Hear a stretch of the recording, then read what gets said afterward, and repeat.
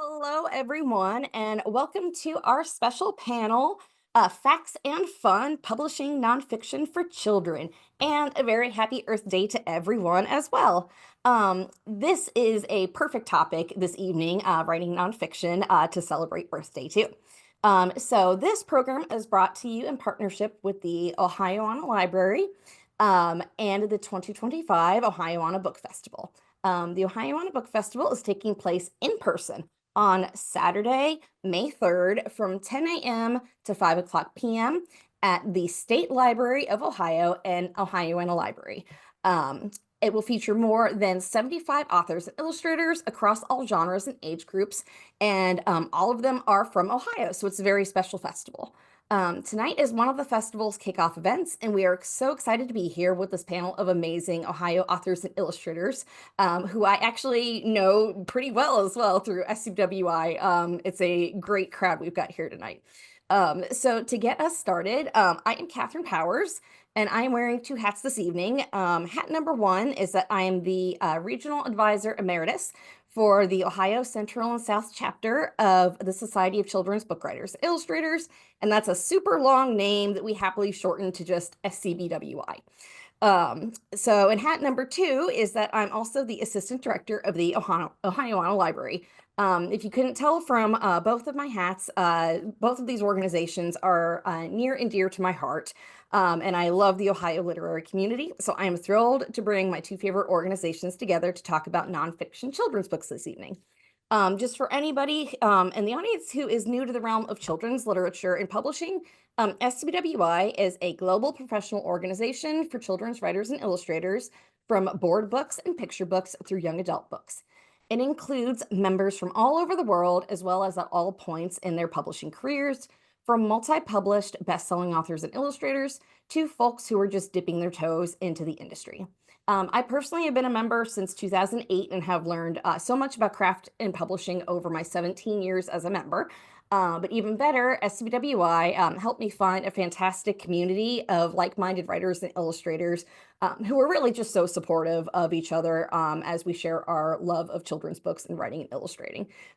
If this sounds like something you're interested in learning more about, please visit scbwi.org to learn more about the global SCBWI organization and membership benefits.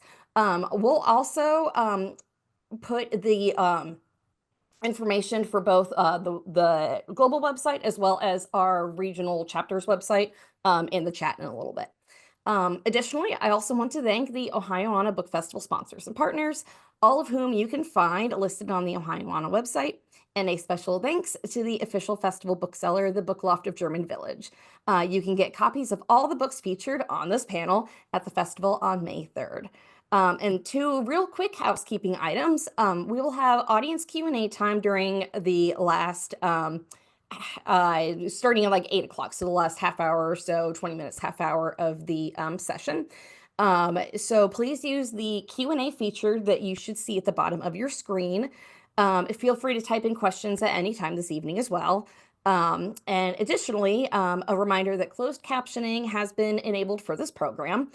So you will find a closed captioning button that is at the bottom of your screen, which you can toggle on and off anytime. So, and now I'm very pleased to welcome our guests, Ohio authors and illustrators, Mary Kay Carson, Jessica Fries-Gaither, Kellie DuBay Gillis, Quartez Harris, and David Rickert. With 5 panelists, the time is going to go very quickly this evening, so I'll let these authors and illustrators tell you about themselves as we answer question number 1. So to get us started, can you all tell us a little bit about your book festival title and your road to publication journey? And we'll start alphabetically with Mary Kay. Hi, I'm Mary Kay Carson. Happy Earth Day, everybody. And in celebration of Earth Day, actually, my book for the festival is called Urban Coyotes, and it was just named an honor book for the Blueberry Award, which is a literary award that recognizes children's books that promote nature connection and environmental stewardship in particular. So that's exciting. The book is about there's a 20-year-long study by the Urban Coyote Research Project in Chicago that they've been studying coyotes that have moved into Chicago, and it's about them. The narrative reveals sort of all of the adaptation secrets of coyotes, how they've been able to survive for more than 1,000,000 years. And it encourages readers to sort of see these animals as fascinating predators and how we can coexist with them. It follows along with the scientists as they chip and collar baby coyotes. We got to go out with the scientists, and they put the little chips in the baby coyotes just like you would put in your dog or your cat, so they can be scanned later, and they collar coyotes. And the book also talks a lot about how urban ecosystems really lack predators, and that coyotes can be an enormous help in getting rid of a lot of the animals that we see as pests, like Canada geese and white-tailed deer, as well as rats, and that predators bring magic to all different ecosystems. So that's what Urban Coyotes is about. And it's a book in HarperCollins's Scientists in the Field series. And it's actually my 7th book in that series. So that's kind of my road to publication. Terrific. Thank you, Mary Kay. And you're joining us from Cincinnati this evening, correct? Yep. Okay, Beautiful wonderful. springtime Cincinnati. Yeah, we've got representation tonight from all over the state. So next we'll go to Jessica. Hi everyone, I'm Jessica Fries-Gaither, and my book for the festival is Wild Wonderings, Scientists and Their Questions. This is my 3rd book in a series with NSTA Press, which is the National Science Teaching Association, and it highlights 9 different scientists throughout history and focuses on the common practice of asking and answering questions. So, and Jessica, it is blurring. I think it's too close to the camera, or it's having a hard time focusing. There we go. let me unblur my background here. I forgot about that. Is that better? Perfect. Thank you. Nice. So here's it's such a gorgeous color. I love your illustration. Yeah, Linda Oliver, the illustrator, is just amazing. So here's a cover, and here's a peek at one of the spreads inside, talking about one of my favorite scientists at the moment, Eunice Foote, who was the first person to discover the phenomenon behind the greenhouse effect, even though she doesn't get credit for it widely. So like Mary Kay, this is a book in a series. So my journey to publication was a little bit different than it would be with a standalone title. I will say that this book was in under contract before COVID, and then it got stalled in the kind of COVID nothing happening. And we picked it back up last December.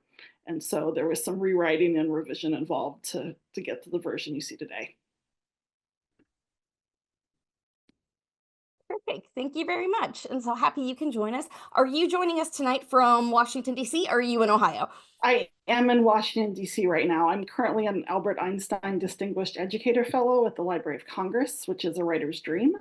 But I'm very excited to be coming back home to Ohio next week for the festival. Yay. And we're so happy to have you back. And then ordinarily you are from Columbus, correct? Yes. Yes. Columbus. Wonderful. Thank you so much for joining us this evening. All right. Next up, we've got Kellie, DuBay, Gillis. Hi, everybody. I feel like my book is sandwiched perfectly between Mary Kay and Jessica's. Mine is called If You Find a Fawn. So I'm staying away from your urban coyotes, Mary Kay. And it's What to Do for Wild Wanderers, which is very much related to Jessica's title. This book is it's not part of a series, but it's part of a new inaugural lineup from Disney's Planet Possible. It's one of 4 titles that was just released in this grouping of books. So it's a very eco-friendly book, no jacket, made with, sustainably managed forests and, eco-friendly ink. And it is all about what you would do essentially if you find a baby in the wild. And given it's springtime and those spring babies are going to be out there soon, it's a lyrical look at how we need to trust nature and not always feel like when we find a fawn or a bunny or a fledgling, that we need to step in and intervene, but we need to trust nature to know that it's going to take care of itself. And the best thing that we can do is stand back and make space. And it is illustrated by Waza Pink. She's from Vietnam, and her illustrations are just gorgeous. It follows a child and a parent who are wild wanderers throughout the day and encounter all sorts of different baby wildlife, including baby birds, when we have baby skunks, baby raccoons, and I won't even tell you who we encounter at the end. You'll have to read the book to find out. But the journey to publication for this one, Kathryn, you talked about SCBWI and starting at SCBWI since 2008. My journey to publication started when I was 10. Fast forward to 2008, when I joined SCBWI, and then eventually had the honor to serve as the regional advisor for the Ohio North chapter. I'm up in the Cleveland area, and SCBWI was very instrumental for me in understanding publication and that whole process and craft, like you talked about. And so this is my one of two books that both came out in February, a 1-2 punch. And I'm just really excited to be able to celebrate with everybody. So thanks. Thank you so much. And I will say that there is a little deer in Mary Kay Carson's book. I saw it and immediately thought of, in the food section of what the coyotes eat, I immediately thought of you in your book. So, but meat eaters got to eat. So. But yeah, so it's great to have you here as well this evening. And what part of the, Northern Ohio area are you from? Okay, so I say Cleveland out of convenience, but technically I'm in Fairview Park, a first ring suburb of Cleveland. I'm on the west side of Cleveland for people who are Clevelanders and understand the east-west thing. Perfect. Thank you so much. All right. And next up, we've got Quartez Harris. Hello, hello. Yes, my name is Quartez Harris. I am coming from my literary bookish studio, me and my wife's literary studio, our writing studio. I am the author of Go Tell It. Isn't it gorgeous? Oh my gosh. Go Tell It is the coming together of my pencil and Gordon C. James's oily paintbrush to ensure that James Baldwin's early literary childhood was reflected in the canon of literature. I'm a former second grade teacher. So as you can imagine, I was immersed in children's lit. And it occurred to me that there were no biographies on James Baldwin. So I'm like, oh, why not? I just go ahead and write one. So I did that. Go Tell It is really about James Baldwin, sort of his early life. He was a book loving kid, a word collecting kid who read every book in the Harlem Library. And before Baldwin became who most people know him to be, he was a kid just like all of us at one point. So I just wanted to ensure that kids could sort of live inside his childhood. Most people learn about James Baldwin when they're much older, like myself. But yes, I want kids to learn about Baldwin while they're children, which I thought would be a really cool experience. Wonderful. And it is, for anybody who hasn't read it, it is a beautifully lyrical book with gorgeous illustrations to pair. So, and it's great to have a representative for biographies as well on this panel, because that is a very popular topic in the kidlit industry. Mm-hmm. So I'm sure we've got some writers of biographies in the audience tonight. So we'll love to hear your perspective on that. And you are joining us from Cleveland area as well, correct? Yes, from Cleveland. Mm-hmm. Wonderful. All right. And last but not least, we've got David Rickert. Hi, everybody. The book that I have is called Checkups, Shots, and Robots, True Stories Behind How Doctors Treat Us. And it's a history of all the reasons why kids would go to the doctor, from checkups to surgery, to pain management, to vaccines, and just the history behind how they were treated. And the Earth Day connection for this book is that a lot of the medicines that were developed starting out came from the wild. People used what they had around them, and some of them are still used today and very effective today. My book is a little unusual in that it's a graphic novel. So you can see one of the spreads here. I wrote and illustrated the entire thing. It's the second book in a series. The first book was about the history of food. This one's about the history of medicine. So my road to publication, I actually found an agent through a Twitter pitch, which was just for kids graphic novel people. And I was pitching just a terrible idea. But I was happy to find an agent that way who just was interested in anything that I wanted to do. And she looked at the idea that I pitched, which, like I said, was terrible. And she said, I think this is an interesting idea, and I don't think it's going to sell. And so she said, you're a teacher, you like to research, why don't you go into nonfiction? And that's where I ended up. And that's how I ended up writing nonfiction books for kids. And it's been a lot of fun learning about new things. And I guess that's my story. Terrific.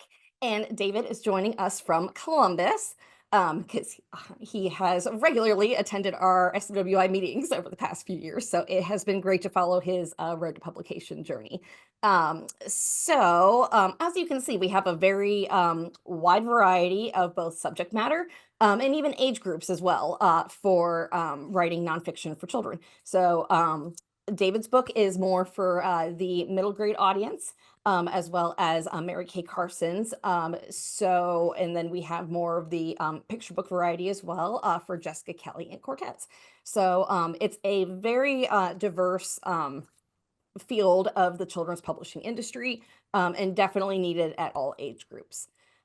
So now that you've gotten to meet everybody, I will jump into question number 2, and that is, how do you pick your subject matter? And can you tell us about your research process with a whole universe of topics that you can write about? I'm sure it's hard to pick some of them. And I know some of you have talked about this a little bit already in your introduction, but if you would like to as well, you can talk about some of your other books about how you pick those topics to research as well. And let's go reverse alphabetical, if you don't mind starting us, David. Yeah, my original nonfiction idea was a book about the interesting history behind words. And that was okay as an idea. But I got hooked on the word sandwich. And that was where it started into like, oh, what if I research the history of food? And then, I was trying to sell it as like 3-part series. And so the medicine book was the second one. And so I'd already kind of done that. And so, basically I'm a book person. So I tend to go to the library first and look for books on these topics. And, with some things, there's a lot out there and some things there aren't. And then I will go to just general searches online for whatever the topic might be, whether it's the history of popcorn or the history of pizza, things like that. And of course, you have to be careful because there's a lot of sources out there, like especially like for pizza or, the history of those things. And it's just on there, from it's like on a pizza restaurant website. And, for all I know, they outsourced it to some 16-year-old kid that worked in the place and said, hey, can you do this for us? We just need some content. So you have to be kind of careful. I have gone to the research databases at the library as well. And they have a lot of stuff there. I've had marginal success with that, just finding stuff that way. But there is nothing better than having a good librarian that can really help you do research and go into them and say, this is what I'm looking for, and they can help you out. And I was lucky to have some people at the Grandview Library that would help me out with the searches. So that's about it. I think the big issue, and one thing that I would say for anybody writing nonfiction is that you have to keep track of where you got all your information from, because you'll forget. You'll do this research over a long period of time, and you have to keep track of everything and do the sources and things, because somebody will come back and fact check it and say, where did you find this information? And you have to be able to prove that you found it somewhere, and just double check everything. So that's it. Wonderful. Since you are the illustrator as well, do you have any additional research that you do for your illustration work with your books? So that's one where I do have a bunch of books that are, I think they're called like the Chronicle of Western Fashion or something like that. So a lot of those kinds of books. The problem with searching for images online is that you'll find a bunch of costumes. So if you do like, Victorian fashion or something like that, you'll find a bunch of like cosplay stuff where people are just dressing up like it, which are kind of helpful, but you have to go back to the primary sources to find that. And then, I have to find pictures of what things looked like back then. That was certainly the case in the medical book, where you have to go back and say, okay, what's a doctor's office going to look like in, the 1700s, the 1800s, and do some research for that. And I think it's hard to kind of know. You have to kind of think about, okay, what really matters and what doesn't in terms of the way that you're presenting things. Especially when you're illustrating, you don't necessarily need to get into too much detail with everything that you're looking at. It's just good enough to kind of get the general gist of things. And that's okay. I think people respect the fact that you're doing something that's kind of representative of that time period, but not necessarily that accurate, because there's a lot of, if you go back far enough, there's not a whole lot of illustrations of things anyway. Awesome. Thank you so much for sharing your perspective on that as an illustrator. We will move next to Quartez. How do you pick your subject matter, and can you tell us a little bit about your research process? It's me again. So in order for me to talk about like my subject, I kind of have to sort of weave in sort of my path to this subject. I got an agent through a referral, and actually it happened to be the person who referred my book is like one of my sort of literary heroes, right? Which was like, what a coincidence, it's crazy. But I wanted to debut with the middle grade. I'm a poet. First, my writing begins in poetry. This sort of lyrical biography began in poetry. But I was just talking to my friend about a novel I was working on. Me and my agent couldn't really come to consensus on the direction. But I always talk about Baldwin. If you know me, you know a lot about Baldwin. I love Baldwin. And she's like, why don't you just write a picture book biography on Baldwin? I said, there's no picture book biographies on who? James Baldwin. And that sort of like led me to sort of chronicling this sort of picture book. I was shocked because, but I realized that there's like Baldwin sort of mixed genre. It spans, adulthood, but I noticed that he always referenced his childhood. So a lot of people are generally familiar with his adulthood through the lenses of how he talks about it. But I was like, there's no picture book to document that. So of course I studied his childhood. I did a lot of empirical evidence research too. Like I went to Harlem where he lived. Me and my wife, we went to Paris. Believe it or not, I got to see his dictionary, which is really cool. It was my fuel to sort of kind of get the creative energy flowing, if that makes sense. I also learned I learned that Baldwin was I knew he was I guess I knew his prose was very poetic, but I didn't know that he referred to himself as a poet. So that kind of gave me the creative license to sort of use sort of the devices of poetry to craft my prose. So James Baldwin uses poetry to work out his prose. So that's why, as you mentioned, it is a decorative lyrical biography. It opens up with, I could have said James Baldwin loved books, but I wanted to sort of reveal that through images. So I was like, oh, well, the first time James Baldwin read a book, the words clung to him like glitter. So it's not a declarative biography. It's very decorative. And I read a lot. I'm a reading writer. And that's one thing I was attracted to James Baldwin.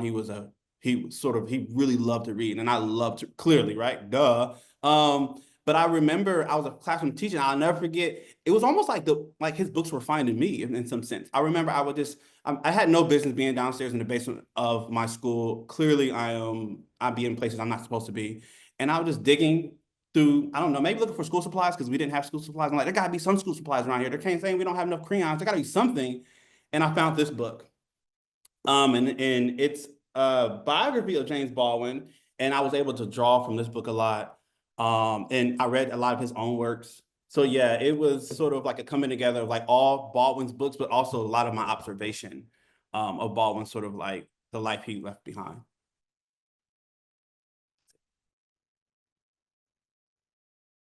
That is wonderful. Thank you so much. And actually, everything you were just saying reminds me as well of a Toni Morrison quote, who is also an Ohioan, that our director, Kimberly Keel, has in her email signature that she uses. And it's, if there's a book that you want to read, but it hasn't been written yet, you must be the one to write it. And this is a great example of that. Thank you so much for sharing your personal connection and, why, this was the perfect topic for you.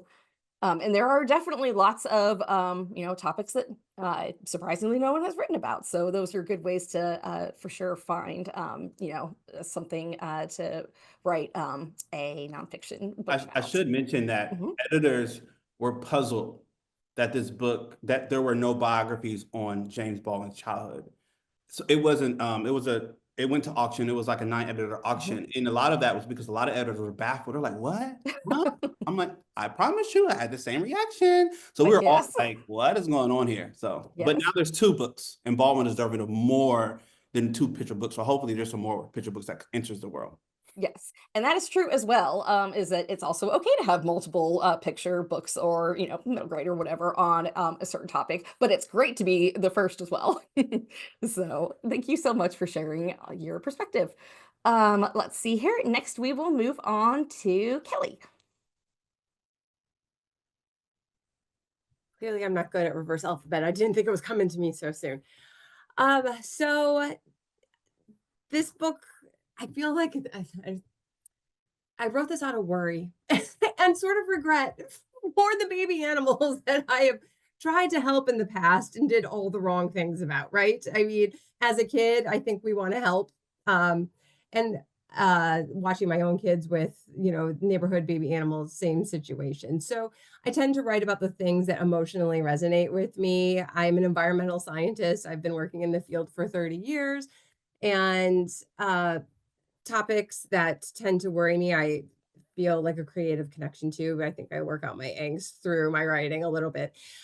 So for If You Find a Fawn, the research obviously isn't tough, because about this time every year, every natural resource agency is putting out a public service announcement about leave the baby fawns where you find them.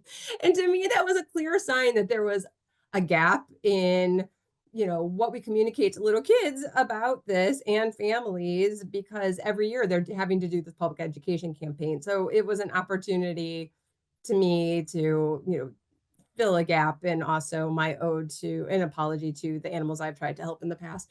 But research, the library definitely looking for other nonfiction books that were geared towards kids and the facts that were used in those books. But there weren't a lot of other materials about sort of the parental interactions with babies in terms of essentially leaving them alone. So I had to do a lot of online digging and then tapping into local experts, wildlife rehabilitators. So after doing my research and whatnot, making sure that the manuscript was accurate, I sent it to wildlife rehabilitators in Ohio, who graciously agreed to read it and make sure that everything was accurate. The one thing you asked David about with the illustrations, I think that's interesting, because If You Find a Fawn, being 1 from Disney and 2 a very young picture book, and it's got sort of a lullaby-esque feel to it. It's not like your renderings of actual, animals. And I think it had to walk a line of being little kid friendly, but also accurate. And there were definitely some opportunities for back and forth with the art director and the illustrator and myself to kind of make sure, like, is the turtle's nest the right sort of sand and the right shallowness in the illustrations? Not necessarily that families are going to pick up on that, but if you have a professional in the field who knows that information, they're going to call you out on that sort of stuff. So it's true, the illustrations have to be as well researched as the manuscript itself. So that's kind of the background and the research involved in this particular book.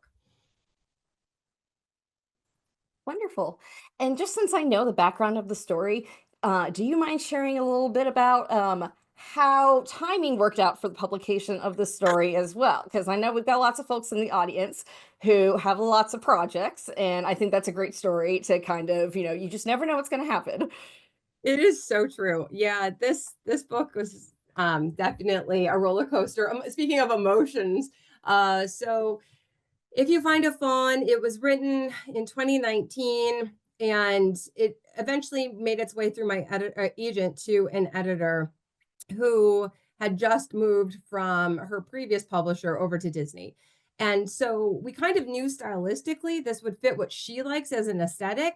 And we sent it to her, and we got a big no from her. Her answer was, no, this isn't right. Not for me, but it wasn't right for Disney. Disney doesn't do these kinds of books being nonfiction. She's like, National Geographic are the arm of Disney. That's what they do, but it's not what we do at Disney. We do character driven, things that maybe could become IP type stories. And so that was a real big bummer for any of us who like feel like we're so close to, a potential yes, and to hear, no, this is not what I'm looking for. So we, shopped it around. It didn't get a yes. And then about 6 months later, the editor reached out to my agent and said, hey, remember how we said Disney doesn't do those kinds of books? Well, Disney is going to start doing these kinds of books with a new line of books. And is that book still available? So out of nowhere, that no turned into a yes, and the best yes. So yeah, it was a very emotional journey with a very unexpected twist ending. So thanks for asking, Kathryn. Yeah, I love that story, especially since when you're trying to get published, or even if you are already published, you hear no's a lot, whether you're a writer or an illustrator at any point in your career. But you never know when that no might turn into a yes. So it's great to just have a bunch of projects kind of in your back pocket too, and you just never know what's going to happen. So thank you for sharing that. All right, and Jessica. Yeah, so I didn't mention this before. I'm a science teacher when I'm not in DC being a fellow. And so my teaching and my writing are so intertwined for me that I see my writing as kind of throwing my classroom doors open to kids and their grown-ups, all over the country and hopefully all over the world. So like several people have said, the reason that I wrote Wild Wanderings and the two books that came before, specifically Notable Notebooks, which is the first in the series, was because I wanted to read aloud for my classroom and it didn't exist. And so after a year or two of kind of nervously thinking about it, I decided, what the heck, I'm going to go for it. I'm going to try to write this. And that was kind of just the beginning of it. But I get ideas from everywhere. I always have a notebook with me. I'm always jotting down things. If I don't have my notebook, I have all these notes files on my phone with random ideas, things I think of in the middle of the night. A book that I published last year, the idea came from a tweet that I saw when I was doom scrolling during the pandemic. They're usually science related, and they're often things that I think, oh, my kids would be interested in this. Like I could do this in my classroom, or I feel like I have my test audience with my students. In terms of research, people have said a lot, so I'll just put in a plug for the Library of Congress as being just a treasure trove for writers. I didn't realize kind of how much is here for us, even if you're not in the DC area. The librarians are so incredibly helpful, and they have an Ask a Librarian feature on the website. And I encourage anyone working on a nonfiction project who's looking for primary sources to reach out to them. That's fantastic. An additional question for you, Jessica. Since your book has, for anybody who hasn't read it, it has features of a whole bunch of different scientists. So it's almost like little, biographies, little bite-sized ones, and a different person per page. Is that something that you picked all those scientists on your own? Is it something that the publisher had specific ones they wanted you to use? How did that process kind of work? That's a great question. So I'll let me unblur my background and I can show the span of the scientists here. So each of those 3 books highlights 9 different scientists throughout history. And I'm really intentional about the way that I choose them. Of course, I'm thinking about the science. Can their science be distilled down in a way that an upper elementary student or younger would be able to understand it? So I'm probably not going to be writing featuring, quantum physicists in these books unless I really get creative with my writing. I think about time periods. I want each book spans both very old, kind of the first people to do something, all the way to people who are still living today. I always strive to have 5 of my 9 be women, because we know that highlighting women in science and STEM is still a very urgent issue. And then along the same lines, I'm trying to feature diverse scientists, so different backgrounds, scientists with disabilities, scientists with interesting stories. So it takes a long time to kind of hone in on who my 9 are going to be. And sometimes there are tough decisions to be made. Awesome, thank you. And I'm sure sometimes you get to save them for hopefully a future book if there's somebody that you really like and didn't get to use. But I also love that your books also have the pronunciations for the scientists. So I think that's a big help for children who are reading as well. Excellent. And moving on to Mary Kay. Well, one thing that I think writers, especially writers who are thinking about doing nonfiction, maybe don't realize that is that, especially if you're writing middle grade nonfiction or YA nonfiction, the research really is 90% of the work. So the writing is pretty much just the icing on the cake of the research. So, and so for me, sometimes these books take years, by the time you organize to meet with scientists and all of this. And so it just has to be something that is really interesting to yourself, to sort of pull you through. And so, it sounds kind of self-centered, but when you ask, how do I pick my subject matter? I pick something that's so interesting to me that I know it's going to be worth the slog, because it's going to be a slog at some point, right? So, I'm not going to spend 3 years writing about something that doesn't interest me. It's just, I'm not. And so that's it. And then I have a science background and a science journalism background. So I keep up with science news, and you just hear things that you think, wow, that's something that a kid would be super interested in. And you just kind of develop that ear, and you keep a list of them. And, I'm interested in selling a manuscript. So it's like, I try to, figure out if it is something that would sell, and kind of hone things down that way. And as far as how I do my research, for these middle grade books, like the Scientists in the Field book, my aim is that the reader feels like they're there in the field with the scientists doing the research. And so that means that I need to go and tag along with the scientists so I can, recreate that, the smells and the sights and the sounds.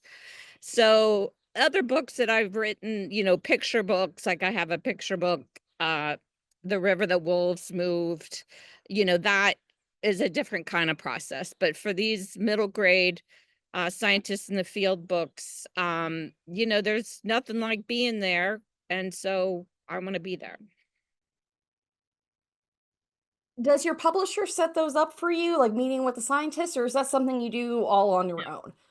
No.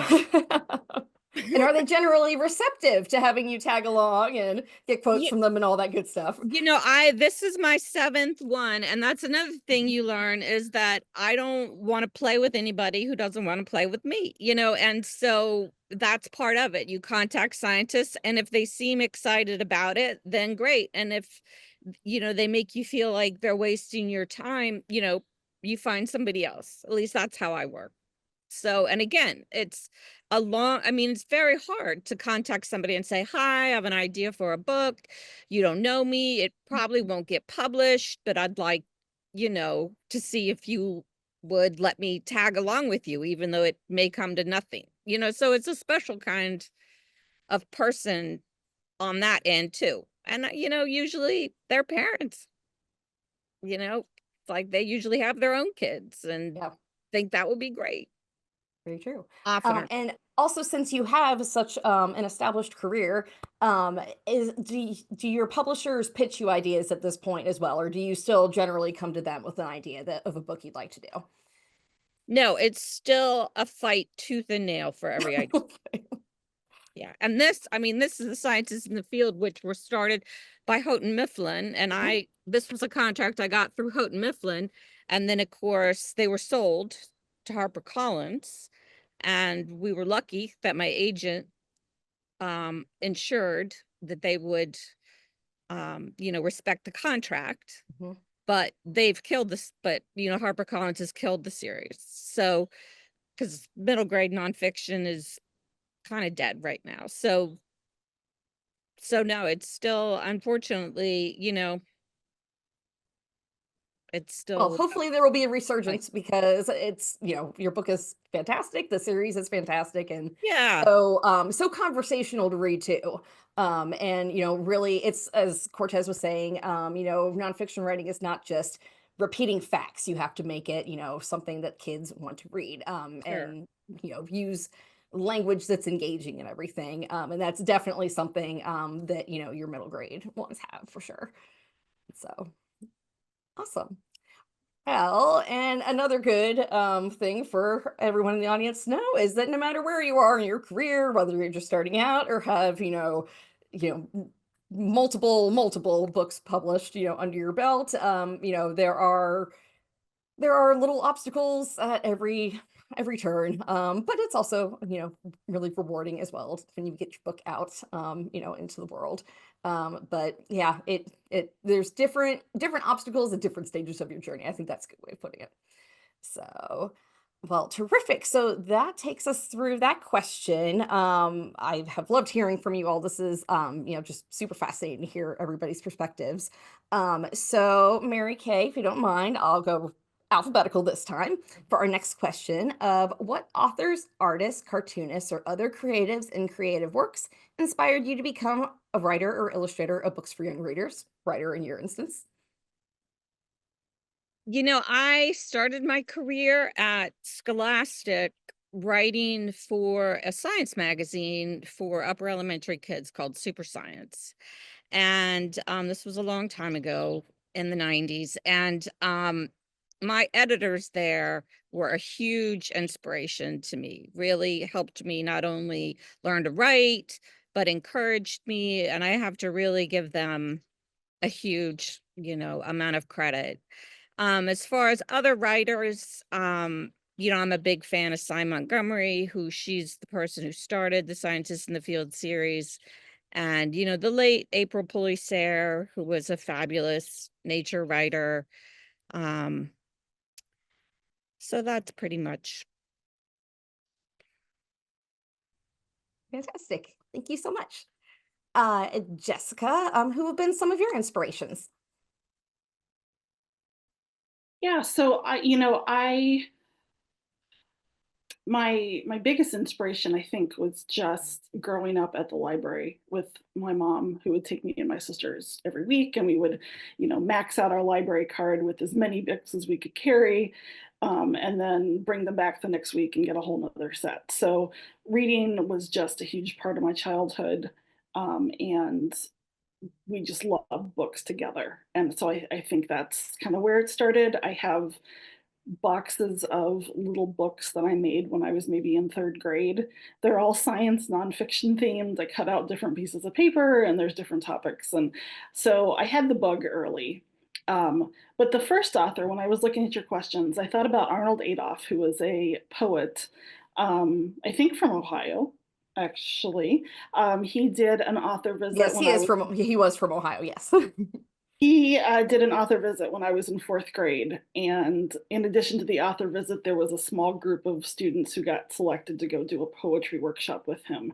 And I got to be in that group. And I remember at that point thinking, I would love to be a writer someday. So some twists and turns to get there, but, very grateful for him. That's wonderful. I love that you were writing nonfiction at the time as well when you were little. That's too perfect. It really made me laugh when it was one Thanksgiving and my parents were cleaning out the basement, and I just went, oh my gosh, like this is who I've always been. Just coming That's back. adorable. Well, thank you so much. Kellie, how about you? This is such a tough question, Kathryn. There's so many. I mean, I've heard it said that we have been living in like the golden age of picture books, and that's kind of I'm picture books in middle grade. Kind of my sweet spots in terms of being a reader and being a writer. My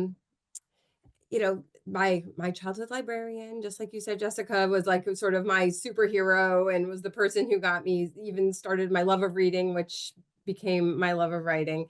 And I would read mostly fiction. Like growing up, my tastes have really changed from when I was young to now. But I have to say, like the one author who has been completely kind of put her on a pedestal just because she embodies being a good human as well as being a good writer, and kind of shows people how to like lift other people up.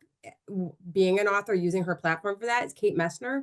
I don't know. I have a very special place in my heart for her. She is prolific in what she writes, and she is all about the truth, telling the truth to kids. And I find that to be so inspirational in the work that she does.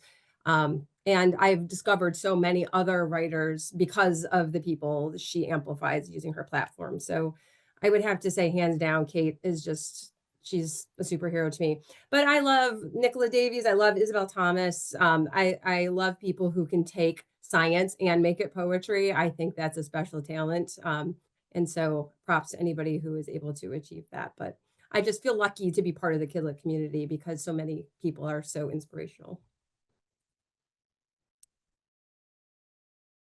Thank you. It is a wonderful community for anybody in the audience who maybe hasn't gathered that already. It's full of the nicest people and it's just the best. I love the Kidlit community.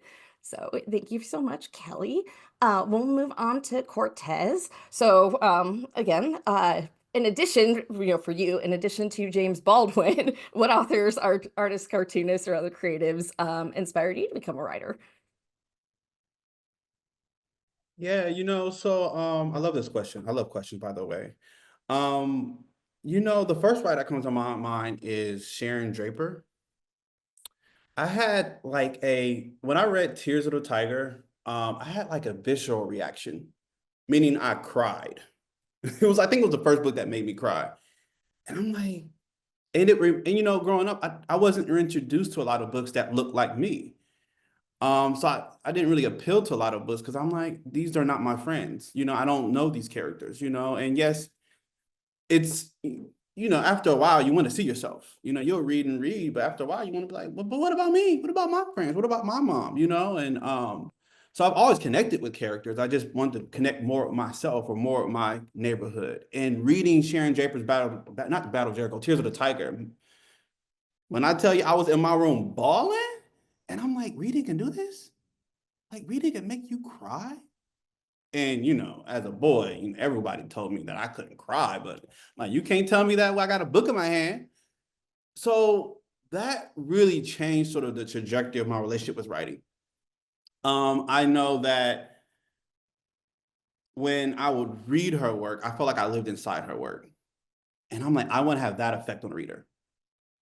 And also reading her books really helped me. It allowed me to realize that life is not lacking meaning. Even if you have a complicated relationship with life, it doesn't lack meaning. So I definitely was just like, when I read Sharon Draper's work, I was like, I want to write like that. I want to write just like that. So I consider myself a reading writer because I'm always sort of looking towards writers.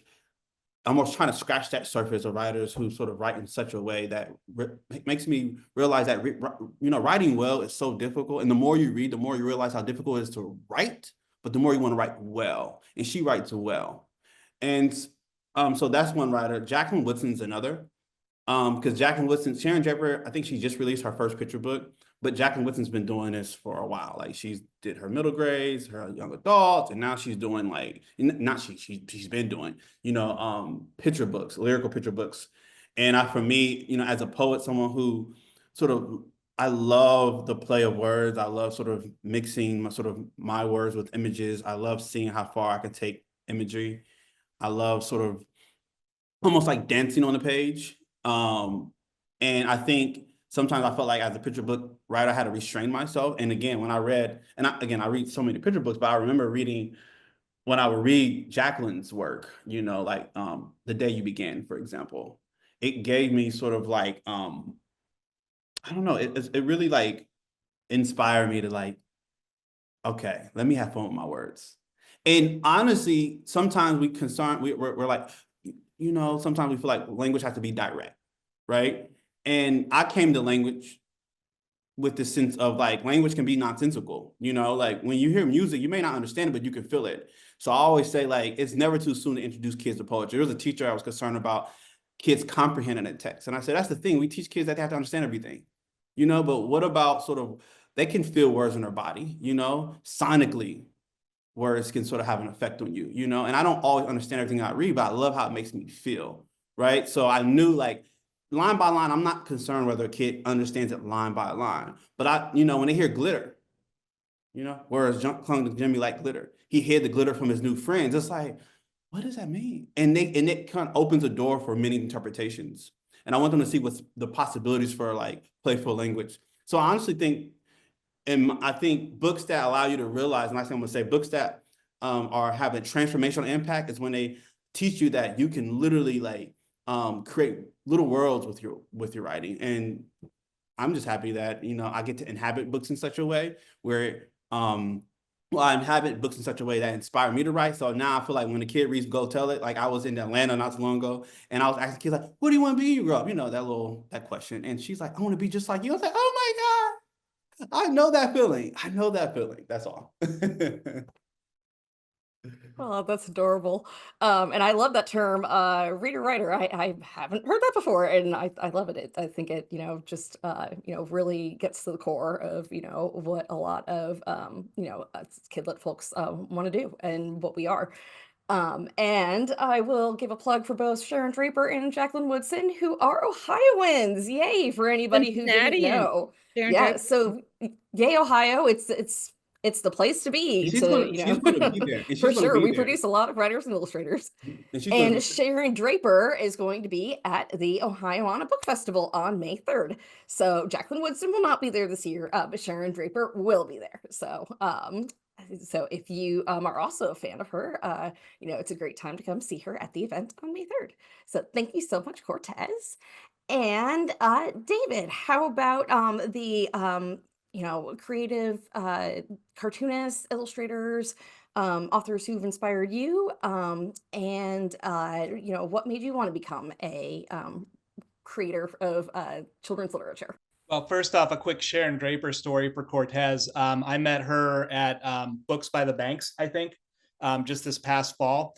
And I was actually going over to say hi to Margaret Peterson Haddix, but she was right there. And I was like, oh, Sharon Draper. And she's like, oh, David Rickert. I know you. I read Pizza, Pickles, and Apple Pie. That book was awesome. I'm like, I'm out.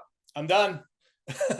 I can leave now. The day was success. So anyway, so because I'm an illustrator and a writer, and in some ways an illustrator first and foremost, I'm a lot more picky about my artwork than the words. When I was a kid, I was absolutely enthralled with Mad Magazine and how they would take these like irreverent approaches to adult subjects. I mean, you know, I'm reading this when I'm 10, and they have all these things about like a mad look at taxes and a mad look at cars. And, you know, I'm not paying taxes yet. I'm not driving cars, but they just poke fun at everything. And that sort of irreverence was something that I just loved and admired. And the artwork was obviously fantastic in there as well. So I got my start kind of with Teachers Pay Teachers. If anybody knows that, it's an educational, like they sell resources for teachers, and you can kind of put anything up there that you want. And at the time I saw that there was a lot of like, there was some like graphic novels and comics about Shakespeare and things like that. And they were just really, really boring. They were like, they looked like comics, like for like, but they were just like, they took it way too seriously. And I'm like, okay, I'm going to do like the Mad Magazine version of Romeo and Juliet, put that stuff out there and see what happens. And the kids love it because they can just find like funny little things in the background and things like that. And it was like, okay, there's no sacred cows here. And so when I came up with the idea for these graphic novels, I wanted to take that same approach. So you'll see a lot of the adults that are, well, first off, all the adults that I write about are dead, so they can't really complain about how they're portrayed. But I'll take, you know, pretty much every adult that's in here acts like a kid, and probably like less mature than the kids that are reading the book. And I think it's just kind of like, I think they like that that's just kind of the way it is. There's little jokes on every page and things like that. And a recent review I got of Check Up Shots and Robots said that it was interesting and irreverent. I was like, yep, you got it. Okay, so perfect. People are understanding what I'm doing. So other than that, well, actually, I'll show you. I meant to mark this page as an example of a very Mad Magazine-esque look at Joseph Lister. So you can see that there's, you know, there's nothing really serious going on this page. You know, you can just look at this and see dogs in the audience and feet on the floor and stuff like that. The other two people that had a big role in getting things going for me was Raina Telgemeier, with whom there would be no such thing as middle grade graphic novels, I don't think. And then Terry Libinson, the same thing, another Ohioan. And those two were kind of doing that work for those audiences, and kind of paved the way and gave me something to read that said, okay, this is what you do for this audience. I should also mention I liked Archie comics a lot when I was a kid, and learned a lot about interacting with kids and things like that from the way those stories were plotted. I wanted to mention if I'm looking for ideas, a lot of people said that before. I have a subscription to the New York Times, the New Yorker, and what's the other one? Smithsonian Magazine. And I feel like, I forget who said it, but you just develop an ear for looking for good, interesting stories. And those three tend to give me a lot to look at and a lot to think about and things to do that. So I think you just have to read a lot of nonfiction if you're going to be a nonfiction writer. You have to just kind of learn the way that genre works and what people are covering and why it's interesting, and just kind of develop an awareness of that. Wonderful. And thank you so much for sharing your page as well. I wish we could, see the whole thing with the audience. So the audience will have to just I was going to say, if they show up, then they can take a look at it. Yes, for sure. But with David's words and illustrations, it's just the perfect example of how nonfiction can be funny. So it can be serious, it can be sweet, but can also be quite funny. So definitely check, out David's book if you are a writer who gravitates towards writing funny things. So that takes us through that question. The next one is, and we'll start with you, David, if that's okay. So what advice or wisdom can you share with writers and illustrators trying to break into the field of publishing nonfiction books for kids? I think the best, there's one thing that I would say, one is to just say what everybody else has said, is you got to find a good topic that kids would find interesting. And they're out there. Like I said, I just tend to read a lot of just articles and things. And then that I'll be like, oh, this sounds like a really good idea. It'll be like a story about somebody from Smithsonian Magazine. I'm like, oh, this person's not been covered. This would be kind of interesting to do. So that would be, one way is you got to find a good topic that people are interested in. I would say the other thing is to look for stuff that's not too timely, that is going to be dated or not the flavor of the month in 4 years or whatever.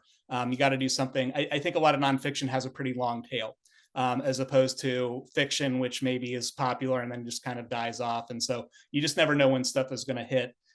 So I would say look for those topics that you can do something with. I don't know whether people would say, it's just such a weird time in publishing now in terms of what's going on with book bans and things like that. I would say, if you want to get published, I would stay away from something that's too controversial. Because, and unfortunately to say that, I just don't think it's really the time where a lot of publishers probably are looking to take risks with what they publish. I don't know if they're going to double down on that. I don't really know if that's what publishers are doing. And it's just, there's a lot of uncertainty right now. So I think, you got to pick books that I think everybody's going to be, okay with, and not going to find objection. I just don't think this is a time to push the envelope, is what I would say. And definitely topics like pizza are evergreen and are not going out of fashion anytime soon. So thank you so much for your thoughts on that. Quartez, how about you? Oh, I wish I had an answer. I never have good answers. I don't know, I suppose, me and my wife, we talk about this a lot. Me entering sort of publishing was, for me, it was a surprise. We always talk about how writing is the answer. I try not to get so caught up in the outcome. I love to write. I love that it gives me an avenue to sort of express myself. It provides a sense of clarity. If I happen to, I was lucky that someone wanted to publish my book. I ended up getting a 3-book deal. I say I can only speak to writing is the answer, because had I not sort of sat down and put pen to the page and and sort of just write out sort of you know, what was happening to me or what I sort of, what I was driven by. The person who sort of read my book would have haven't had, wouldn't be able to get anybody anything because I wouldn't have anything, you know? But, you know, I guess, I mean, referral is one way, you know, I mean, if, you know, some writers are generous, you know, but, you know, publishing is like, again, like, I love what Mary was saying, I believe, when she was talking about how you kind of you have to be really interested in something enough that it will pull you through. Because I think there's an assumption, and when I talk to my kids, I provide creative writing assistants at Cleveland School of Arts. So in the creative writing department. And for example, we have like this, this week they're learning how to write a picture book. And I tell them, like, I'm still learning, right? Like, I'm working on my second picture book and it is hard. And I have a quote and it says, "Don't be fooled. The only thing is every word has to be perfect," you know, quote unquote. But again, you have to be very interested in something because you really need it to be driven. Because again, like once editors and, you know, publishers get involved, like it can be a onerous process, but also, you know, I certainly spent more time researching than I actually spent writing the book, you know, like, so I think sort of being steeped in sort of like your curiosity, but also knowing that, like, if you want to write a picture book, I mean, a nonfiction, sort of your research has to lead the way. And I think the research drives your curiosity because the more you think, you know, the more you realize you don't know at all, you know, and then you're just like this constant sort of like, oh my God, like this and that. I mean, I was learning, I mean, you know what's funny, and Mary, you might better relate to this. My book came out and I was still learning stuff about my subject. I'm like, what? I wish I could have featured this. Like, I learned that Baldwin work, he got to start, his apprenticeship was like, he worked at a newspaper and the editors will he said he would describe like editors throwing books at him and challenging him to be able to articulate what he read. And I'm like, oh, I would have, you know, so I think it's just being sort of like steeped in research will drive your curiosity because you'll learn like there's so much here to discover and you want to get it out. So yeah, I think that answers sort of my windy question. Sorry. Definitely answers it. Thank you so much. Kellie, your thoughts? Advice. I mean, I'm too new at this to feel like I should be doling out advice. I'm listening to advice from everybody else. I will say the one thing that changed for me, I have a lot of other nonfiction manuscripts. Some are biographies, some are informational fiction. I think to David's point, the topic has to be unique and your twist on the topic has to be unique. But I think it's also really important to find the heart of the story and make sure that there's heart on the page. Even though it's nonfiction, there can still be an awe moment. And I wanted to make sure there was that awe moment in If You Find a Fawn, as well as my other fiction picture book. So, you know, it's not only about facts, it is about facts, but it's also about finding the heart of your story and putting the heart on the page. And I think that's what gives it like that universal resonance for the human experience, even if somebody hasn't lived that experience or may not have, you know, connected with that particular topic. But if you can find an emotion they can connect with, that's really important. Wonderful. Thank you so much. Jessica, what is your advice? I have two pieces of advice that are going to seem like they contradict each other, but they're both short. So, you know, my first piece is to do your homework, to read everything you possibly can, read in the genre that you want to write in, read about the publishing process, learn as much as you can, so you're going in informed and you know what questions to ask. And then on the flip side, find a community and lean on that community to get you further than your own research can take you. I've been blown away by the generosity of the Kidlit community since I started writing. I don't know how many years ago it was, but people are just always willing to answer questions and to help and to give encouragement when you feel like, oh my gosh, why did I pick this? As I already have a job. Why did I decide to do this on top of my already stressful job? So yeah, that's what I would say. I love that. We keep going down the hard road just because we gotta. You know, you can take the writer out of the writing, but you know, you can't. What I guess it would be the opposite. You could take the writer out of the writing, but you can't take the writing out of the writer, that sort of thing. So it's definitely in the blood for many folks, even though the road can be hard. Mary Kay Carson, what is your advice? And I saw you have a little puppy, so now you have to show us your fuzzy friend with you. She ran off. Jessica, definitely. I mean, I'm the Cincinnati Public Library, which is like the most awesome library system in the country. Seriously, it's like won awards. They have a writer in residence every year, and I'm that writer in residence this year. And so people come to me and bring manuscripts, and they say, "Oh, I want to write, picture books for kids, or I want to write this, I want to write that." And and I'm like saying, "Oh," and I read it, and I'm like, "Oh, it's sort of like this, it's like this," and they don't know, like they don't read, they haven't read any children's picture books now, right? They have people think of what they grew up with, right? But it's like there are like lists of awards that come out every single year, right? In nonfiction and different topics. It's like you should be reading those books on the lists. Why not read what's winning awards?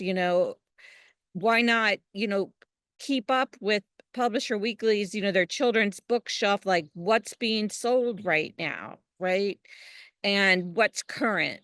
And I'm always encouraging people to use mentor texts. It's like if you don't know what your book, you have an idea for a book, but you don't really know how to talk about it, sit down and type out a picture book manuscript from the library and just sort of start to feel how it works and how it's put together. And that's the same for nonfiction. Find new nonfiction books, like especially if it's science, like nothing before 2020, and reverse engineer how is this put together. That's fantastic advice for sure. We get that a lot in SCBWI. Folks will come and have a book that they're writing and haven't read anything in the children's industry for a good 20, 30 years. So it's definitely very important to see what's getting published now. And the library is the excellent place to go, or your local indie bookstore as well. So for the audience, so we're down to about 15, 20 minutes here. We got started a few minutes late. For our Q&A. So this is your opportunity, audience members, to pop anything you want answered in the Q&A. We've covered a lot of topics, actually. And if you have any specific questions, for a specific speaker, that is totally okay as well. I already saw one of those come into the chat. So while everybody is getting their questions in, my question for the panelists is, so before we open the conversation, if you're able, can you tell us a little bit about your next project? And sometimes it's under, contract, under wraps, and you can't share too much. But if anybody's able to, we'd love to hear about what is next for you. So, Mary Kay? As far as what's next for me, I'm working on a book called Before It Was a Hurricane, and it's a picture book, and it uses a reverse chronology structure. So it starts in the storm and then goes backwards through how before it was a hurricane, it was a tropical storm, and goes back and all the way to across the Atlantic to the Sahara Desert, where most of our hurricanes start, and has an illustrated parallel story of a meteorologist's family preparing for the hurricane at the same time. So sounds really cool. Yeah. Look forward to that. Jessica, how about you? I have a book coming out, I think, in October with Lerner Millbrook. It's called So Rude, Animals Behaving Badly. And it's part of their photo illustrated STEM series. I think that's aimed at K2. And so it's all these examples of, how grown-ups tell you, never lie, never cheat, play by the rules. But in the animal world, sometimes behaviors that we would think of as rude are really essential for survival. So it's funny.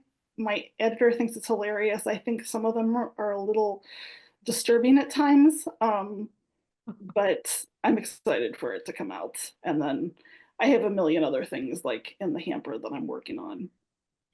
That's wonderful. That sounds super fun. So, kind of sounds like a little bit reminds me of the book. Is it a butt or face? If anybody's seen that one, that's also a fun one to kind of a good mentor text for picking funny topics that are nonfiction. So, thank you so much for sharing, Jessica. We'll be excited for your next project. Kellie, how about you? So I have things that are in process and things that are on submission, and I'm hoping for no's to turn into yeses. But I am, in the work that I do a lot of EPA support, and this idea of looking for those topics, mining those topics, and trying to figure out what has a kid connection. I have been working a lot on the issue of climate change and just trying to think about topics that empower kids without even having to use the word climate change, that if they take these actions, that, the differences that they can make. So definitely in the environmental vein, kid empowerment on the issue of climate change are some of the next projects that I'm focusing on. And I know that we are not in a time where those topics are being embraced by the greater society, but I am hoping that, the publishing world sees the need for them and for the kids of the future, because they are going to be dealing with so much in the coming years, and, empowerment and hope, really important. Thank you. We will keep our fingers crossed that you'll get good news soon. Hey, thanks. Quartez, how about you? Yeah, so Mayor, I do want to say this about the importance of sort of being immersed in books as you're writing. I was thinking about when you said that, because when I walked to my classroom this morning, I told them that we're starting this sort of project. We're writing a picture book, and like they were ready to go off and write. But I walked in with a stack of books. Actually, I had my co-teacher help me, and I dropped the books down, and I said, enter slowly into your writing with a book as your guide. Like, I'm far more curious in what you're reading than what you're writing. So I have to say that I am currently steeped in a lot of different books to sort of inspire the next book. I was joking with my wife last night. I said, the thing is, I am so good at reading them, I just can't write them. But what I'm trying to do is, my editor wants me to show my versatility. Go Tell It was a lyrical biography. They want this next book to be more for like younger, sort of want me to, more, just more accessible. I tend to be a very painterly writer. So basically, and I had this, at first I was kind of like resisting, like being stubborn, like, no, I'm a boy. But then I had this sort of aha moment, like, wait, like less of me and more of the illustrator. Meaning that the things I would like to sort of paint, the words I like to paint into the book, like that's the illustrator's job. And I can just I can make general statements, and then I can just describe what I would like to see in theory, right? And that's what my editor told me that I could do. So I'm writing a book called Our Classroom. It's kind of like I guess you could say it's like a iteration of like our All Are Welcome, or Our Classroom's a Family. But from the perspective, it's like almost like my survey of my own classroom. I mean, it's a general classroom, but it's really sort of focusing on how like our differences brings us together. So that's the book I'm actively working on. With this next round of edits, if it's good enough.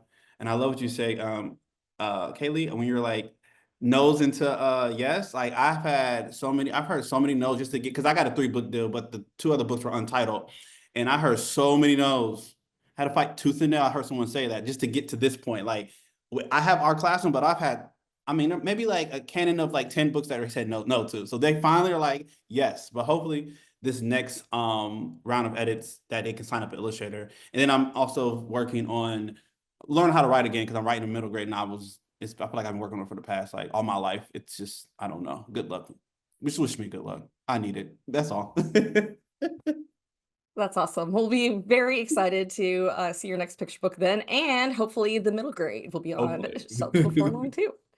And David, what is next for you, if you can share? I just wanted to echo what Mary and Quartez said, that about like reading in the genre. But I would also like to point out there's a lot of really interesting nonfiction books that are written for adults as well that can serve as inspiration. You're like kind of like, oh, I'd like to do this kind of book, but I'd like to do it for kids. And there's also some opportunities, maybe if you're a writer or a writer illustrator or whatever, to contact these people and say, hey, would you like me to do, what if we turn this into a kid's book? and maybe get some collaboration that way. Most of these people are not as famous as you think they are, and are pretty easy to get a hold of and contact, and and that might be an opportunity. I have a pitch out right now, and I don't want to jinx it, so I'm not going to tell you too much about it. But it has been sold as Nathan Hale's Hazardous Tales meets Goosebumps, and it is still nonfiction. And it might. I'm debating about whether I can justify taking a trip to Europe to do some research, and whether I need to do that. I mean, it sounds kind of like a fun thing to do, but I don't know if I necessarily need to do it, nor am I convinced that I can get away without taking members of my family and running up the cost. So we'll see. We'll see if that happens, and that might be kind of a fun thing to do. It's kind of like a book authory kind of thing to do, that you're like, yes, I get to do this. And then, but it does cost money to travel places, and I got to make sure I can get back into the country too. So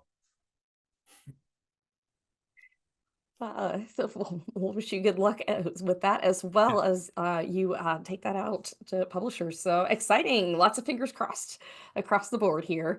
So I will take a look at our Q&A now. For anybody, so there are a few that are directly to some of you that I will read out loud. But as well, if anybody else has an extra thought that they want to hop in on, we'll kind of do this part popcorn style. So David and Jessica, how does your work as teachers inform your writing? And either of you can kind of hop in. I can go. I'm a high school teacher, so I don't really work with elementary kids as well. But I do think that, well, for one thing, being a teacher instantly gives you credibility with other teachers and librarians, and people that are interested in the book. Like, they just like, they want to support people that write those kinds of books and do that. So that's really helped me out. It has helped me out with presentations, because when I go into a classroom, like I have been in classrooms for 29 years. And so when I do book talks and things like that, that's really easy for me to do. I think it's also just like a sense of like maybe how to go about research. Like, I don't know that it's like, just, well, for one thing, I love to learn. And so that's one of the things that I've carried with me. I don't know that every teacher likes to do that, but I just know how to figure out how to do things, just being in the classroom for so long. And so that's what I would say would be the biggest influence. So I don't teach the grade that I'm writing for, but it still seems to like kind of trickle down a little bit in terms of that. And I do share a lot of stuff with, like, I have some kids that I will see in like study hall or whatever, and they're good readers. They can kind of tell me that they like it or not. And they're in some ways a tougher audience than the younger kids. So they're good readers. So it's nice to just be kind of like in that environment, because I think it just helps out. Wonderful. And also, Quartez, with your teacher experience as well, if you have any thoughts on this, feel free to hop in as well. But Jessica, anything to add? Just that I think that my classroom experience, like David, I've been in the classroom for a long time. I think I'm 25 or 26 years now. It's like a pair of glasses that I can put on to think about how are kids seeing these topics. Where are there gaps in the curriculum? What are things that I want kids to know that I don't see books existing for? So in addition to all the things he said, it helps with idea generation and kind of framing a topic in a way that would make it exciting for kids. Great insight. Kathryn, can I just say, teachers have undue benefit. They're so lucky. You guys get to hear the voices that you are writing for. I'm always so jealous. That's all. For sure. All right. Any other thoughts? All right, we'll move on to the next one. And this one is specifically for Quartez. Which James Baldwin work would you recommend a young reader start with after they finish your book? Love this question. I will say Little Man, which was published in 1975. It went quickly out of print. It would resurface. It's Baldwin's only picture book biography. Not picture book biography. Oh my God. It's his only kidlit book. I actually wrote, I don't need to go into the history of it, but I wrote like a column essay about sort of the history of Little Man, and how it's translating today, and how it was sort of it was born in Baldwin bought a house, a row house in New York, and his mom, he lived, you know, Baldwin was pretty much oscillated from France to New York, and he lived on the first floor. His mom, Emma, lived on the second. His sibling lived on the third floor. And every time James Baldwin would sort of, you know, come back to the States, it was like a big party. And one day his nephew TJ was like, why won't you write a picture about a book about me? And then like a year later, Baldwin sort of wrote this picture book sort of as an ode to his nephew. Cool. But I will recommend that book. And I also recommend Rhythm and Blues, which is not written by James Baldwin, but it's Jimmy's Rhythm and Blues, but it's written by, it's the picture book. This is the second picture book biography out right now. I think it's a great pairing of my book and that book, because my book sort of stops when he goes to Paris. And I did that intentionally. I only want to focus sort of on his earlier childhood, but sort of that book spans his childhood. And it's more on the nose, but it also it chronicles his adulthood. Terrific. Thank you. We shall move on. Our next one is about and anyone can hop in and answer this, about your weird and wacky topics. Are there some that you have thought about writing and wanted to, or that you did not? Or maybe has there been anything that's been so off the wall that like a publisher was just like, no? Or maybe you've had the opposite, where a publisher's been like, this is so fun, I love your wacky idea, let's go with it. So kind of any thoughts on that? I wrote a picture book about April Fool's Day. And, you know, like a kid playing tricks on people in their family, because I grew up like with April Fool's Day trauma in our house. And my agent was just like, that's not funny. And, you know, like it's kind of like too mean to be funny, and, you know, wouldn't even send it out. That sounds like that could be a middle grade novel. Anyway. Oh, that's funny. I can say that like I've had the opposite, and that like I'm trying to think of how, there's a point here somewhere, and the point is that like if you make something that's too didactic, I think kids won't want to read it. And so like for my first book on food, you know, I had this chapter about like how to eat healthy and stuff like that, and they actually told me to take that out. They said like, you're gonna make it like, so they're like, oh, I know what kind of book this is. They're kind of trying to sneak this in. And so I was able to do a lot of like wacky things. And I think the one that I'm working on now is pretty wacky. And so I haven't really had anything. I guess I've had some bad ideas, but I haven't really had anything that's been too off the wall that people are like, nope. But who knows, the one that I'm pitching may be the one. They're like, nah, this is not gonna, yeah, we're not gonna take a chance on this. That's great. Healthy eating, too safe, not wacky enough. Well, yeah, like I was afraid with the food book, they were gonna make me do like I was like, oh, they're gonna make me do healthy foods, and they're like, no, we want to do kids like foods that kids actually eat, like cake and pie and pizza and things like that, and not try to, you know, not make it like this thing that, you know, is all about healthy eating and stuff Yes. like that. So yeah, like they told me not to put that in. That's great. Anybody else? I just have to say something really quickly in response to that question. So me and my wife have a cat, and we're always trying to figure out what our cat is into. And I remember like, I was like, okay, this is maybe my desperate air when they kept saying no, and I'm going to get it, yes. And me and my wife were just pitching ideas. And we're like, what about a book that's like, Baba, what you doing? Like our cat is called Baba. And I like I typed something up, sent to my agent, crickets. And I was afraid to circle back. I was like, maybe that was a terrible idea. Did you ever hear back? Nope. Nope. All My right. Well, agent has she's notorious for, if the idea is not, she didn't think the idea is great, she won't respond to it. She won't react to it. She won't waste her time because she's so busy. But you know, the idea is good when she was like, yes, that's what happened with the ball. She said, write that. And she called me immediately. But with the cat, she was just like, nothing. You'll have to keep it in your back pocket until someone's looking for cat books. Right.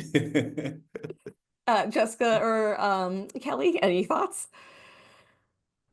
My worst idea was one of my first ones that I shared at SCBWI. People have heard me talk about this one before. It was about a big toe. I mean, I don't really want to talk about it. There was also a party pooper who couldn't poop at parties, and that never went anywhere. So, I mean, my early days of writing, it's like the strata of like file archaeology, all the I mean, there's plenty of bad stuff at the beginning, but the really bad stuff's at the bottom, and it will never be daylighted ever. You never know. Jessica, any thoughts for you? I have notebooks full of ideas, and a lot of them turn out to be terrible.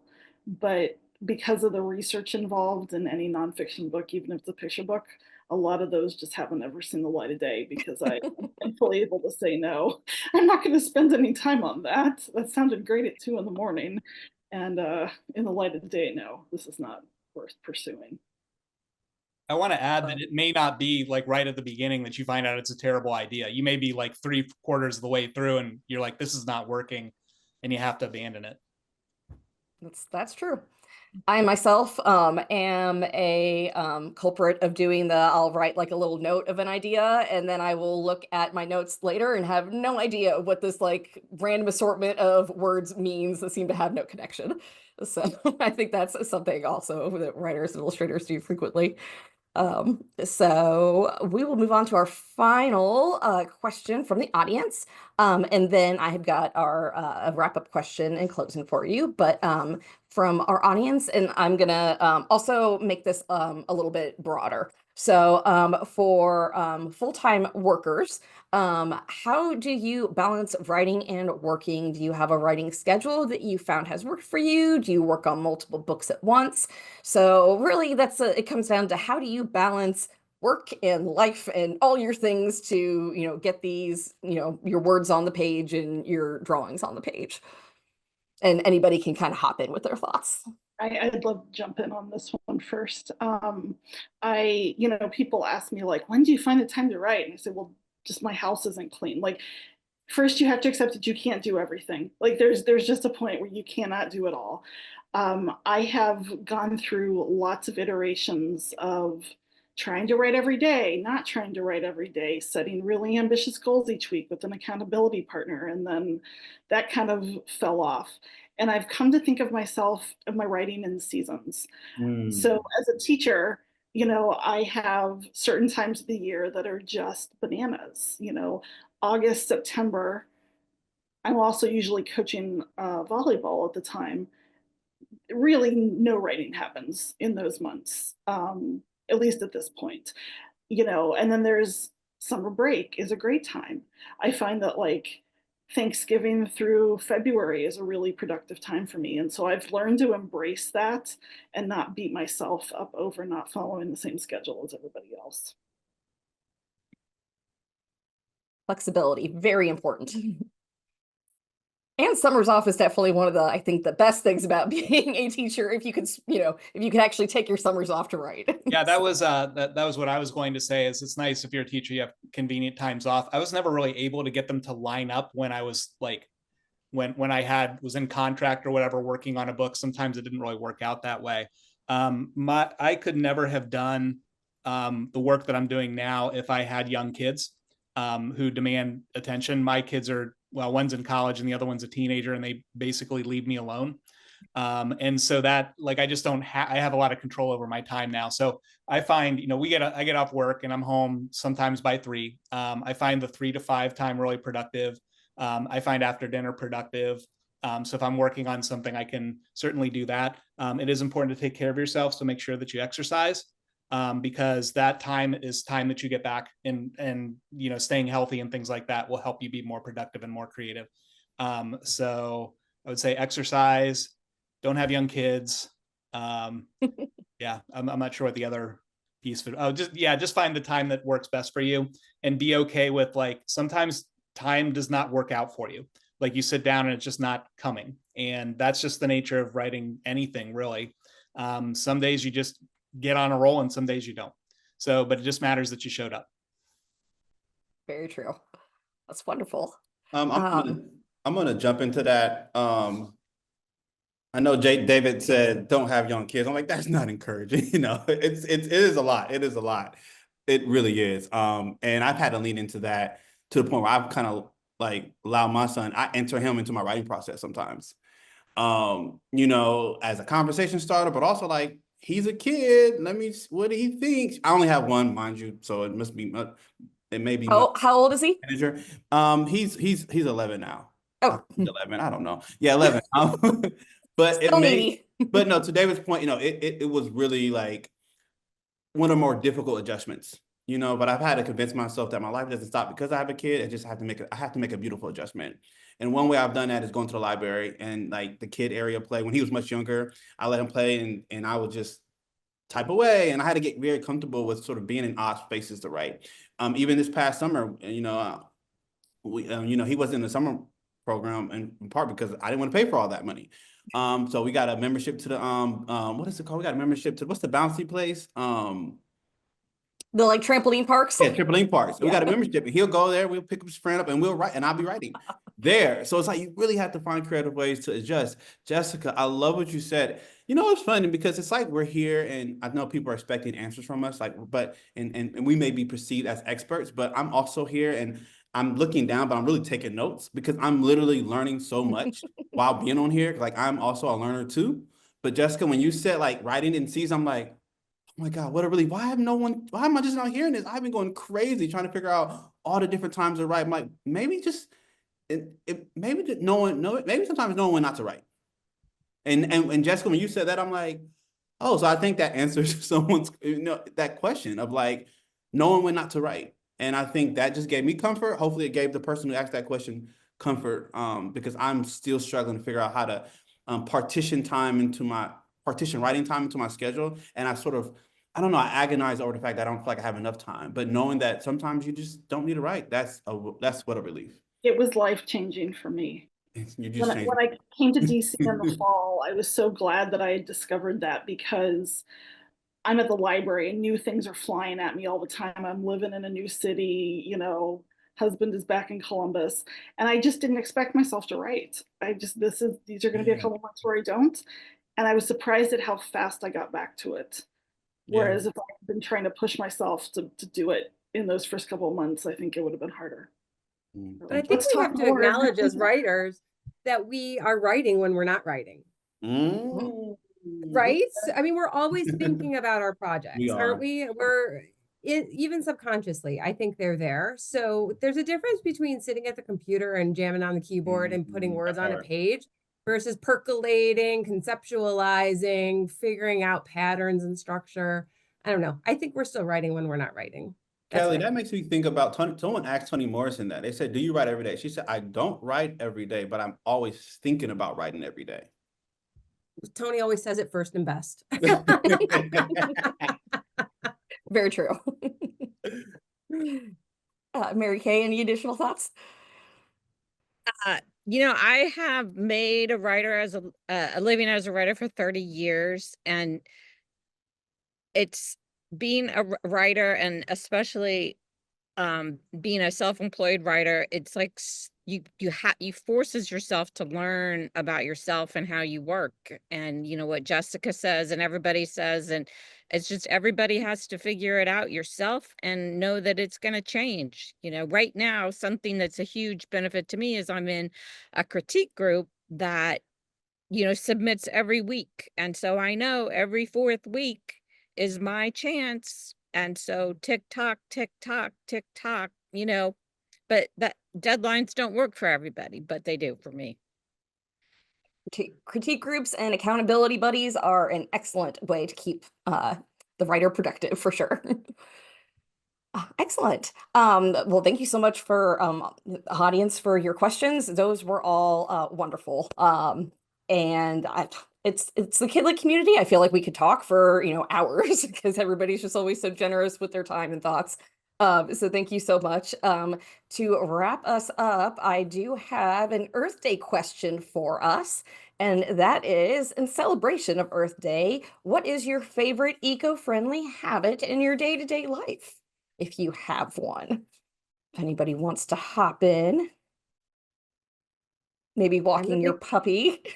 I'm a big composter now. I never used to be. I'm like a water person, and I've been recently working on solid waste issues for EPA, and so that's really influenced my relationship with my food scraps. So I'm a big composter now, and I love it. I love the smell of gross, decaying food. I feel like there's a book in that. I discovered laundry detergent that comes in sheet form, not in the bottles. And so it weighs less, it costs less to transport, the carbon footprint is, and they seem so far to work just as well. So I'm singing the praises to everybody who will listen. That's so cool. I'm a huge native plant person, and we live in the city, but you know, have just gotten rid of all the invasives and planted native plants, and we've been here almost 20 years, and it's amazing at the amount of wildlife we have just from doing that. Very true. Quartez or David, do you do anything in your day-to-day lives that is your favorite eco-friendly kind of fun thing to do? Not day to day, but I do thrifting a lot. Love thrifting. You can find excellent things at a thrift store. So I happen to, I live in Cleveland, and so we have the Lake Erie. I am always roaming along the lake. Sort of that's how I decompress. I feel like I have a lot of added pressure, you know, with writing, but I do know when I go to the lake, it's almost like it's an opportunity for me to disappear. And my birthday was just yesterday. Happy birthday. Yes. A kid asked me the other day, like, how younger are you? How young are you? I'm like, oh my God, you make me feel like a kid. No. We just went to Niagara Falls. I love water. We were just at the Niagara Falls. I learned how water pressure generates electrical energy. Did not know that, how it's responsible for all electricity, a lot of electricity. And I'm like, oh wow. So I just love water. And yeah. Wonderful. Those are all excellent tips. Thank you so much for sharing them I wish I could with us. I wish I could walk my cat along the water, but Have you ever tried with the little kitty harness? oh no, I'm terrified. I dream of it all the time. I see people carrying their cats in like book bags. Oh yeah. I'm like, that just feels like isolation.